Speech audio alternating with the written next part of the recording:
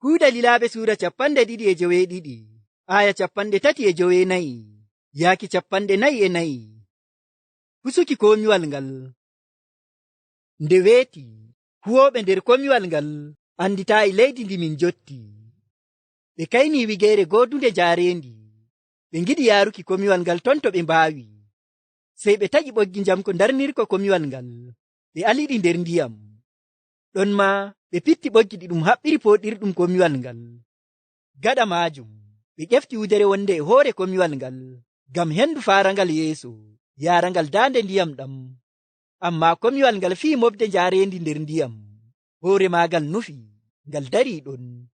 Geelooɗi ndiyam ngaɗi ka piwki gaɗa maagal haa ngal pusi.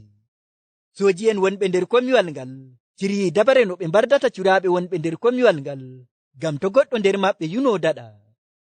Amma nde mawɗo sooji'en on e yiɗi hisnuki Bulus, o haɗi ɓe waɗuki ko ɓe ciryi. O wi'i bawɓe ndiyam arta nattuki nder maajam burto. Nden horiiɓe bo mbaɗɗo leɗɗe komiwal ngal e pecce maagal. Non min fuu min ngaɗi min burti jam. Bo nonno nanɗen nder ayaje ɗe janguɗen to gaɗa. En nani gaɗa yimɓe ɓen nyaami kaari, ɓe ngaɗi ka ittuki doyle gonɗe nder komiwal ngal e ɓe kubina nder ndiyam.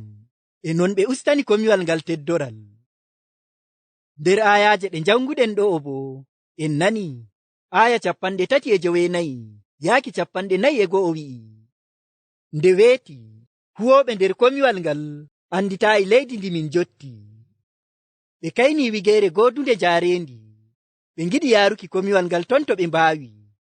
Sey ɓe taƴi ɓoggi njamko darnirko komiwal ngal. Ɓe aliɗi nder ndiyam. Ɗon ma ɓe pitti ɓoggi ɗi ɗum haɓɓiri poɗirɗum komiwal ngal. Gaɗa maajum ɓe ƴefti wudere wonde e hoore komiwal ngal ngam hendu faarangal yeeso yaarangal daande ndiyam ɗam. Amma komiwal ngal fii mofde njaarendi nder ndiyam. Hoore maagal nufi ngal dari ɗon. Geelooɗi ndiyam ngaɗi ka piwki gaɗa maagal haa ngal pusi. En nani nde gari weeti ɓe ngi'i ko'e maɓɓe nder wondi leydi ndi ɓe anda. Lallay se ko wala ɓe nani belɗum nder ɓerɗe maɓɓe ngam ɓe tabbitini ɓe kisay. En nani huwoɓe nder komiwal ngal waato poɗoɓe ngal ɓe ngaɗi ko ɓe mbaawata waɗuki ngam ɓe njaara komiwal ngal daande ndiyam, amma ɗum waɗaaki.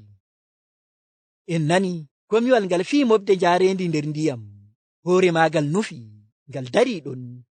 Sey geelooɗi ndiyam ngaɗi ka fiwki gaɗa maagal haa ngal pusi. Aya 42 wi'i.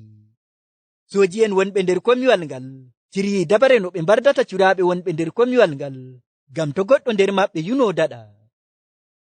En nani nde sooji'en ɓen ngi'i komiwal ngal pusi e ɓe kammi curaaɓe ɓen doggay daɗa. Sey ɓe kaɓɓi dabare no ɓe mbardata ɓe. Ɓe ngaɗu non bo ngam to curaaɓe ɓen daɗi, kamɓe laamu nangata wara e mbattudi maɓɓe. Ngam non ɓe kaɓɓi dabare ɓe mbara curaaɓe ɓen. Aya 43 yaaki 44 wi'i. Amma nde mawɗo sooji'en on e yiɗi hisnuki Bulus, o haɗi ɓe waɗuki ko ɓe ciryi. O wi'i bawɓe ndiyam arta nattuki nder maajam burto. Nden horiiɓe bo mbaɗɗo leɗɗe komiwal ngal e pecce maagal. Non min fuu min ngaɗi min burti jam. En nani Juuliyos mawɗo sooji'en on e yiɗi hisnuki Bulus, waato o yiɗa ɗum wara Bulus. Ngam non o haɗi sooji'en ɓen waɗuki ko ɓe ngiɗi. Nden o wi'i yimɓe wonɓe nder komiwal ngal baawuɓe ndiyam arta nattuki ɗam burto. Nden horiiɓe ɓe mbaawaɗam bo mbaɗɗo lekko komiwal ngal e pecce maagal ɓe mburto kamɓe ma. En nani e non ɓe fuu ɓe ngaɗi ɓe mburti jam, wala ko gooto kalkuɗo sey komiwal ngal tan. Bo nonno nanɗen Bulus wi'iɓe diga arande. Ɗum e holla en bawɗe Joomiraawo. Allah Joomiraawo nder bawɗe muɗum barka Bulus e waajinki habaru belɗum. O hisni yimɓe ɓe diga halkere nder ndiyam. Non ma en nani Juuliyos mawɗo sooji'en on barka Bulus o hisni curaaɓe ɓen diga halkere. Bandiraaɓe am, ko haani ekkitoɗen diga Juuliyos ardiiɗo sooji'en o'o. En nani Juuliyos mawɗo sooji'en on bambaayi ɓaawo ɗum wara curaaɓe ɓen. Ko nde to curaaɓe ɓen doggino ndaɗi, kanko ma o hisata. Amma fuu e non barka Bulus o waɗi ko o waawi waɗuki o suri yonkiiji maɓɓe. Ɗum waɗoto amma bandiraawo am an hettindittoɗo, Allah joomiraawo hokkima ardaare ko laamu mawɗum. Ngam non nder laamu ko ardaare nde joomiraawo hokkima, sey ngaɗa ko mbawata waɗuki, ngam ngaɗa goonga e aadilaaku. Allah joomiraawo bo barkiɗinte. Habaru yaadu Bulus en ndu'u e holla en bawɗe joomiraawo. Nder yaadu ndu'u en nani no ɓe nattiri torra e caɗɗum e halkere, amma Allah joomiraawo nder bawɗe muɗum barka Bulus o hisniɓe, ngam Bulus nyamra yeeso e kuugal ngal o hokkimo ngal waajinki habaru belɗum.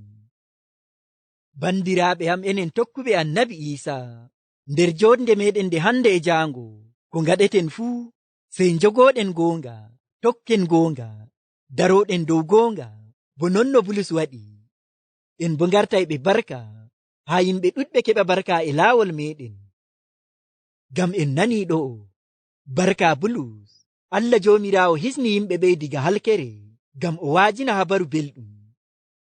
Ɗon ma barka Bulus, Julius ardiɗo sooji en hisni curaaɓe ɓen diga mayde ngam o yiɗa Bulus ware. Nder yaadu maɓɓe ndu'u barka Bulus, Allah joomiraawo holli ɓe moƴƴere muɗum e yidde muɗum, o hisni ɓe, o alaayiɓe ɓe kalki. Bandiraaɓe am enen tokkuɓe annabi Iisa, sey paamen wiiki iri torra e caɗeele ɗe natteten fuu, Allah joomiraawo nder bawɗe muɗum o waaway o hisna en bo non no o hisniri ɓe yimɓe. Ngam non nder torra e caɗeele ko bone ɗe keɓɗen ko e meɗen to nder, sey kooloɗen Allah joomiraawo en gi'ay bawɗe maako. Emi dow Allah joomiraawo sembiɗina imaanu meɗen. Amin.